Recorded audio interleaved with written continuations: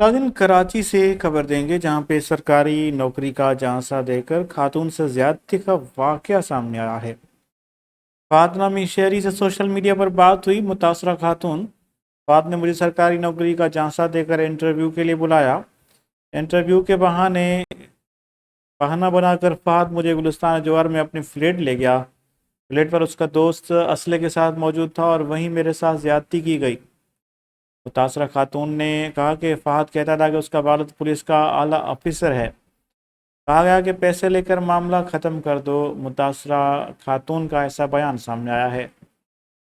मुझे कहा कि मेरे वालिद साहब बहुत बड़े अफ़सर हैं और ख़ुद का उसने बताया कि मैं DIG ऑफ़िस में काम करता हूँ। मुझे इंटरव्यू के बहाने से उसने बुलाया। जब मैं वहाँ गई तो वहाँ पे एक मुबीन नामी शख्स था जिसने मुझे गन पॉइंट पे रखा। गन पॉइंट पे उसने रखा और फहद ने मेरे साथ ज़ना किया। जब मैंने ख़ुद को संभालने के बाद मैंने 15 पे कॉल किया। 15 पे कॉल किया, पुलिस आई है। पुलिस मुझे थाने लेकर गई है। वहाँ पर गुलजार अली सोहू ने मेरे साथ हरासा किया।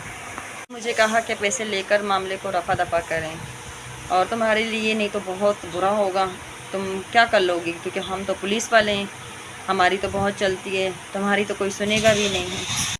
और बड़ी मुश्किलों के बाद ये मेरी FIR हो गई थी।